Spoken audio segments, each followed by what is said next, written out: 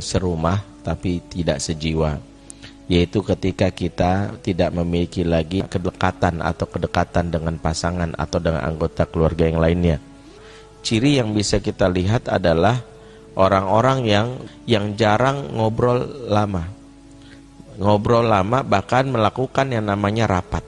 Rumah dalam hal ini seperti terminal yang diibaratkan orang nggak pernah rapat.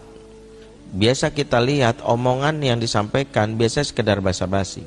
Ayah bertemu anak sekedar menyapa, udah makan belum? PR udah selesai. Begitu juga seorang istri kepada suami atau suami nanya cicilan udah dibayar belum? Ya, kemudian nanya yang lain, anak-anak sekolahnya gimana?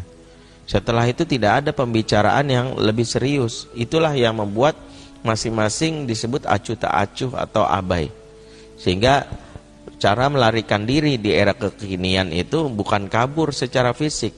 Fisik mungkin berdekatan, tapi jiwa saling menjauh disebabkan pikiran-pikiran itu lebih kepada orang di luar rumah. Ya, salah satunya lewat gadget.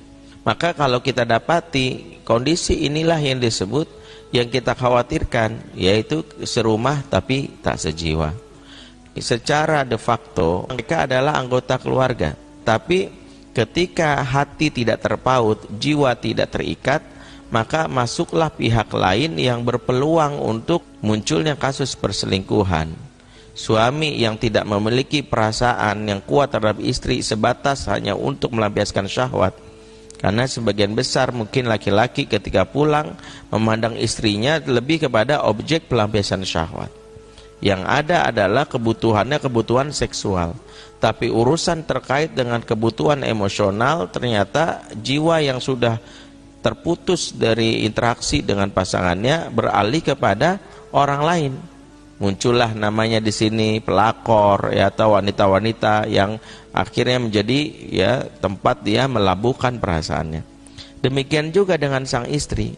Seorang istri yang mendapatkan kekecewaan ya lahir dan batin, maka menganggap suami hanya sebagai orang yang membayar dirinya untuk sekedar merawat rumahnya dengan uang atau gaji yang setiap hari ada diberikan kepadanya. Jadi prosesnya bukan lagi sebagai suami istri, tapi hubungannya hubungan transaksional, ya, uang yang diberikan, ya. Demikian juga anak-anak yang tidak memiliki kesejiwaan khusus dengan orang tuanya, lebih asyik kepada orang lain. Ya, di sini kita bisa dapati anak-anak yang tertutup, yaitu jarangnya bicara atau ngobrol atau rapat antar anggota keluarga. Maka banyak ortu yang akhirnya terkaget-kaget ketika dapat laporan anaknya begini, anaknya begitu. Ya Allah, udah lama 2 minggu nggak sekolah. Ya Allah, kamu tuh pacaran sama ini, siapa yang ngajarin kamu pacaran? Dan itu bisa kita lihat bukan hanya dari anak dan ortu, suami istri saja yang sudah mulai saling memprotek handphone. Ini sesuatu yang menunjukkan sudah tidak ada kesejiwaan. Connection hilang karena kita tidak memahami tentang kebutuhan dari orang lain yang membuat komunikasi itu menjadi buruk.